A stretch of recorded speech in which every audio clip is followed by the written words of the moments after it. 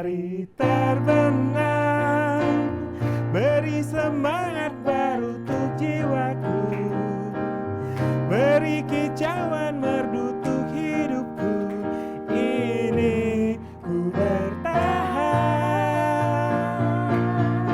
aku pasti bisa menikmati semua dan menghadapinya. Aku yakin pasti bisa. Aku pasti bisa menikmati semua dan menghadapinya. Aku yakin pasti bisa. Halo teman-teman semua, kembali lagi di podcast musik Beranda Ami dan masih Bener. ditemani Edo dan juga Ami Iya, yang balik punya lagi ke Beranda. Ami ya. Oke. Jadi Dok, kita bahas apa nih kali ini nih? Kita akan membahas topik yang sangat spesial ya, dengan Apa tuh? kehidupan kita Oke. semuanya. Tentang kehidupan apa nih? Kehidupan sosial kah atau apa? Ya kalau tentang kehidupan itu bukan hanya sekedar materi aja. Oke. Karena kehidupan yang mungkin tentang empati, Alright. perhatian juga nih Ami, dan juga kepedulian sesama. Nah, itu dia, karena di dunia ini ya kita sebagai manusia tuh nggak cuma sendiri nih, nggak cuma individu sendiri. Iya. Kita harus mempunyai rasa sosial gitu. Kita harus bersosial, kita harus berbaur lah dan membantu ya. Seperti narasumber kita kali ini, Dok, yang fokus banget dengan kegiatan sosialnya. Oke, nggak perlu lama-lama lagi, kita panggil saja Samsurizal Marzuki Ibrahim. Halo, Selamat Assalamualaikum, datang. selamat siang bos. Assalamualaikum, Iya, Dok. Ami. Pak Ical. Duduknya di mana? Silahkan duduk. Selamat datang di Beranda Ami. Oh, Ya, Beranda Ami. Beranda Ami. Jadi Bapak, selamat datang di DPR RI. Terima kasih banyak. Oke, kan Ami lihat nih di sosial medianya Pak Ical. Sering dipanggil Deng Ical. Deng Ical ya betul Nah, ya. itu maksudnya kalau Deng Ical itu kalau di Makassar apa ya? Ami, Maknanya? terima kasih Edo. Iya. Kalau di Makassar itu Deng itu dipanggil sebenarnya panjangnya Daeng. Oke, Deng ya, itu karena kita taunya sama Daeng. Mas, Iya. Akang, Oh, panggilan. Abang. iya. Tapi lama-lama kemudian spellingnya jadi berubah Deng biar gampang. Oh, oke. Deng Ical. Nah, lama-lama lengket Deng Ical itu. Oke, berarti Ami, Edo kita boleh manggil Deng Ical. Iya, Deng Ical. seharusnya manggil Iya. Deng Ical. Ya. Saya kadang-kadang kalau dipanggil Pak Samsurizal, Pak Rizal, kadang-kadang nggak noleh. Oke. Udah ngarang, nama saya. Iya. Deng, Iya. katanya waktu muda dulu hobi bermusik. Bukan hobi sih sebenarnya, Tapi? tetapi bergaul, bersahabat dengan teman-teman yang suka musik. Musisi, para musisi. Ya, kalau Oke. saya sendiri, bakat saya nggak di situ. Oke, kalau musik kesukaan ada nggak? Musik, jenis musik apa? Band atau orang? Atau Genrenya? aliran? Genrenya? Alirannya? Ya kalau genrenya sih sebenarnya yang slow rock lah. Oh, slow rock. Yang Oke. pop, ya. Country juga suka. Ya. Mantap. Mantap. Suka. Kalau alat musik ada yang pernah dimainkan? Oh, Atau kalau apa? dimainkan piano Oke. sering, gitar sering, Ya. drum apalagi. Ya. Tapi pernah aja. Oh, pernah Setelah aja. itu ampun lagi. Karena kan Sip. Deng Ical kan temennya musisi nih, Heeh. ya kan? Kita pengen dengerin juga nih kalau di Berandami harus nyanyi. Wah, bener Saya banget. biasa waktu kampanye kemarin juga begitu. Kalau Iya disuruh kan? nyanyi, Iya. saya biasanya minta boleh nggak ditukar dengan ngaji aja. Lagu Ya. apa nih yang pengen Deng Ical nyanyiin nih? Kira-kira nih lagunya. Lagu apa ya guys ya? Lagunya Piu, lagunya Fadli Oke, ya. oke. Harmoni. Harmoni. Ah. Oke, baik, harmoni. Aku mengenal Di kau tak cukup lama, separuh usiaku, namun begitu banyak pelajaran yang yang aku aku terima. Kau membuatku mengerti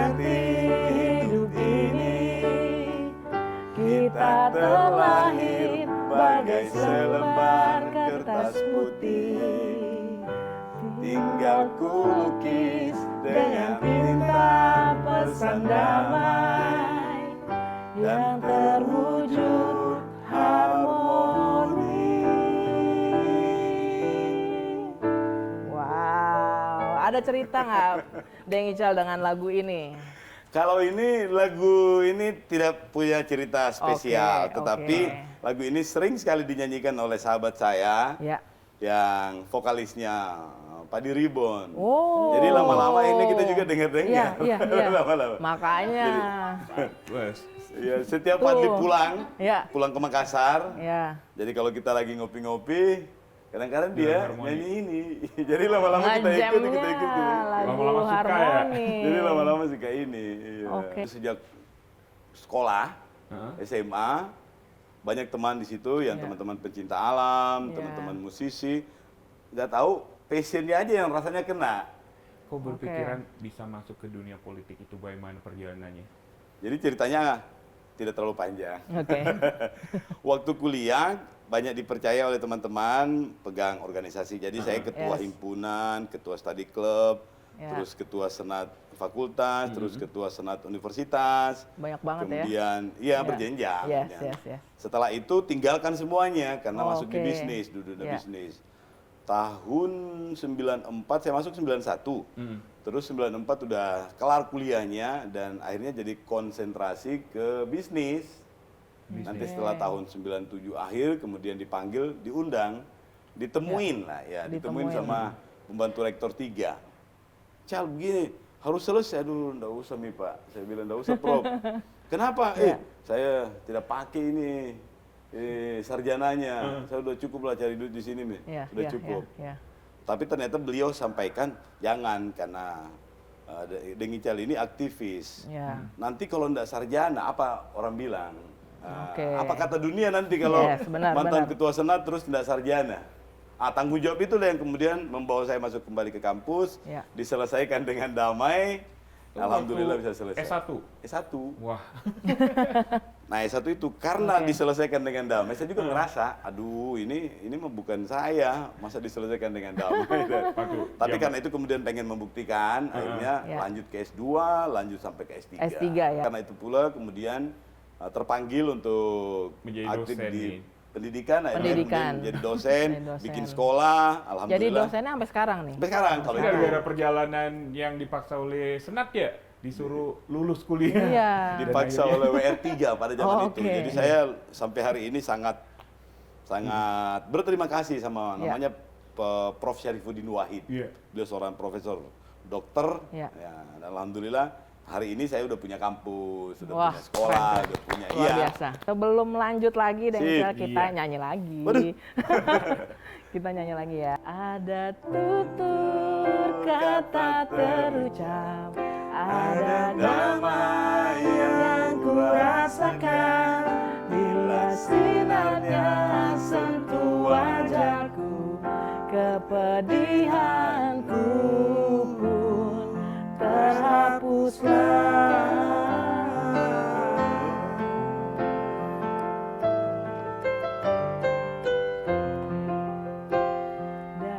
Tutur kata terucap, ada damai yang ku rasakan bila sinarnya sentuh wajahku, kepedihanku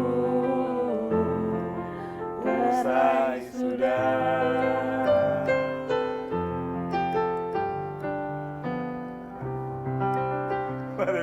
Lagunya. Oke, Deng Ical fokus dan cinta dengan dunia sosial sampai akhirnya terlibat di PMI. Nah, itu Ya. gimana Deng Ical Ini cerita? ceritanya lucu, tapi nggak boleh ketawa. Kalau ketawa berdosa. Oke, kita tahan ya. Tahan. Tahan dulu ketawanya. Kita ketawa dulu ya. Karena saya dari SMA sudah aktif di berbagai organisasi sosial, terutama pencinta alam. Ya. Pas kuliah, itu ada kegiatan donor darah. Oke. Kegiatan donor darah, dan saya berdonor saat itu Ya. karena merasa terpanggil. Pas selesai donor, langsung pingsan. Jadi tertanam dalam hati, waduh saya pingsan, apa kata dunia nih, kembali lagi tuh. Ya. Kemudian beberapa bulan kemudian ada lagi teman yang butuh darah. Ya. Ya. Ini udah selesai nih ceritanya nih, udah hampir sarjana pada saat Ya, itu. ya. Donor, kemudian pingsan lagi. Oke, Nah, 2 kali. 2 kali, hitung 2 ya. Tahan Terus ya. setelah sarjana udah kerja udah stabil, ada lagi teman anak ibunya teman saya Ya, ingat. ya. Itu saya kemudian butuh langsung menawarkan diri. Oke. Alhamdulillah. Udah nggak Pingsan pingsan? Iya, tunggu dulu. Makanya jangan. Pas selesai semuanya, alhamdulillah gelap dunia. Oh, Pingsan lagi. pingsan lagi. Tapi ternyata. alhamdulillah sudah berhasil. Oke. Ini yang ketiga. Dari Ya. situ kemudian saya menganggap bahwa ini bahaya ini kalau pingsan terus. Saya Ya. periksakan diri ke dokter segala macam. Ya. Alhamdulillah nggak masalah. Aman-aman Cuma ada aja ya? sedikit masalah di pembuluh darah balik, di venanya itu agak Ya. sedikit masalah. Jadi saya paksa lagi dan yang keempatnya itu alhamdulillah masih Ya. terasa gelap tapi tidak pingsan lagi sampai sekarang. Sudah 39 kalau nggak Ya, salah. ya. Alhamdulillah. Dari situ kemudian saya tiap pekan, tiap bulan saya punya yayasan namanya Yayasan Solidaritas Putih Abu-Abu. Saya ajak anak-anak SMA semuanya Oke. ngajak difasilitasin segala macam bikin donor. Alhamdulillah ya. kemudian itulah yang mengantar saya jadi ketua Palang Ketua Merah. Palang Merah di Makassar. Iya, ketua Palang Merah di Makassar. Oke, luar Tahun biasa. 2006 kalau nggak salah. 2006 apa 2007? Oke. 2006 atau 2007. Mulai dari awal. Ya. Jadi ketua Palang Merah sampai hari ini. Sampai hari ini. Berarti Wah, sudah luar tahun biasa. ke-19 atau tahun ke-20 saya jadi ketua Keren Palang banget. Merah. Dan baru terpilih lagi kemarin. Wow. Bulan kemarin berarti bisa Mantap. jadi 23-24 tahun. Mudah-mudahan sehat walafiat. Sehat, ya, Nah, betul banget. Oke, gimana Deng Ica melihat kondisi sosial di Indonesia? ya. Jadi saat ini kalau kami di Palang Merah dan juga di beberapa organisasi karena saya juga kebetulan punya namanya Forum Sosial Peduli itu Ya. di lingkungan itu untuk mendapatkan atau untuk mengajak orang berpartisipasi itu susahnya minta ampun. Oke. Kenapa? Karena anak-anak kita, adik-adik kita Ya. itu dari sejak sekolah itu sudah ada penjenjangan. Kimia, fisika, penjurusan, Oh, masuk ya. kuliah juga mereka diburu oleh SKS dan hampir tidak ada waktu lagi untuk terlibat dalam kegiatan-kegiatan Sosialnya, iya. Sosial. organisasi, Organisasi, kegiatan-kegiatan ya. ekstrakurikuler Ya. dan lain-lain. Akhirnya kemudian kita susah sekali mencari volunteer. Oke. Ya, kalau kita di Palang Merah menyiasati dengan cari volunteer sampai di masyarakat berbasis RT dan RW. Ya. Tapi kalau anak-anak muda kita, terutama Gen Z dan milenial, Ya. itu partisipasinya itu luar biasa turunnya. Jadi bukan Wow. cuma Palang Merah dengan korps sukarelanya, tetapi juga teman-teman, saudara-saudara kita di Pramuka, di organisasi Intra, Semua ikut turun itu ya? semuanya partisipasi turun.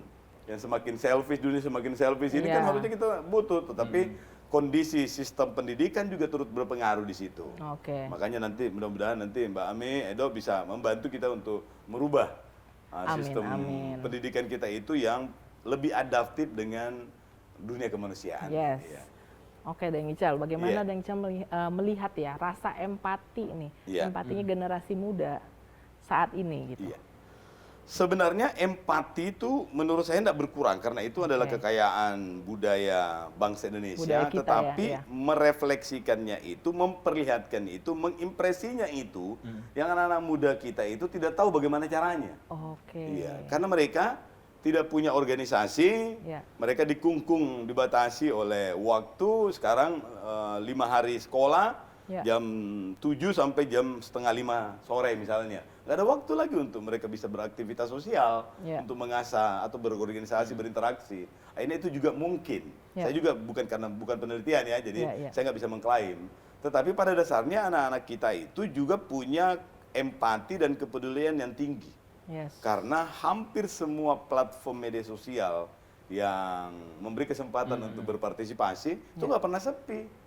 Bahkan kalau penelitian yang ilmiah itu dari World Aid Foundation Ya. itu menempatkan Indonesia itu hitungannya itu sebagai negara paling dermawan. Jadi indeks kedermawanan Indonesia itu tertinggi di dunia.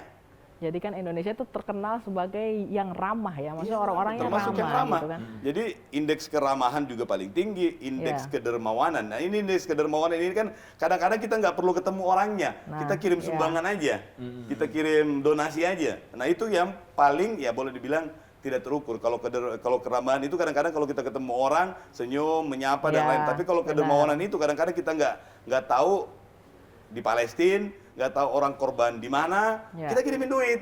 Yes. Kita jadi volunteer kumpulin barang bekas misalnya, kumpulin apa saja. Dan Ya. itu luar biasa partisipatifnya. Nah, Deng Ical, kalau di Dapil nih aspirasi terbanyak dari masyarakat ini apa? Iya. Banyak. Jadi saya punya aspirasi yang insya Allah saya perjuangkan itu banyak sih, tetapi saya boleh bilang ada beberapa yang tidak terlalu program praktis. Ya. Kalau program saya seperti bikin pabrik, bikin yang sesuai dengan sumber daya manusia itu ya pastilah insya Allah. Tapi ada dua yang berkaitan dengan kepentingan publik. Ya. Yang pertama itu adalah bagaimana blank spot itu hilang, sekaligus juga membangun public sphere. Oke. Public sphere itu suasana yang membuat orang mau menyampaikan aspirasinya, pendapat, ya. suasana keterbukaan, suasana tidak pakeu aja, tetapi suasana yang membuat orang merasa nyaman untuk berpendapat, merasa nyaman untuk berinteraksi. Dan itu mesti dididik dengan sistematis, bukan Ya. cuma pemerintah pusat, tapi pemerintah provinsi, pemerintah daerah, para tokoh-tokoh mesti mengambil bagian. Yes. Nah, kira-kira kalau analoginya sekarang di Jakarta misalnya di sini, itu ada semacam working space.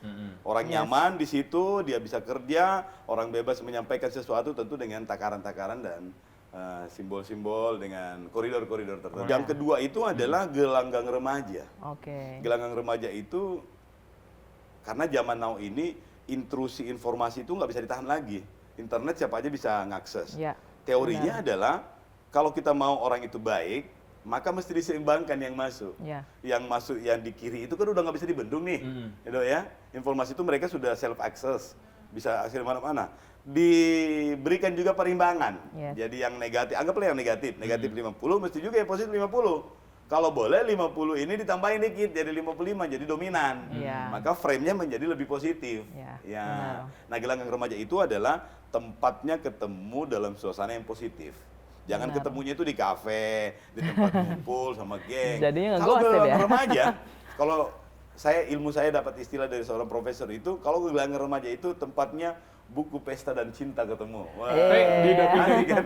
di dapil Deng Ical saya lihat kayaknya gelanggang remaja dipakai anak muda saat ini tuh di kawasan Masjid Kuba ini Iya, ya, 1000 di- Kuba itu. Masjid 99 Kuba, Oh, di 99 CPI, Kuba. di Iya. Center Point of Indonesia. Deng Ical, Iya. thank you banget. Terima kasih sudah mampir Mampir di di Beranda Ami. Kita Berbagi cerita, ngobrol-ngobrol. ngobrol-ngobrol. Iya, berbagi pengalamannya juga. Nah, teman-teman Beranda Ami, berani jangan lupa nonton dan dengerin terus Beranda Ami ya. Lagu terakhir. Bo, masih lagu lagi? Yes Asik. dong, lagu terakhir.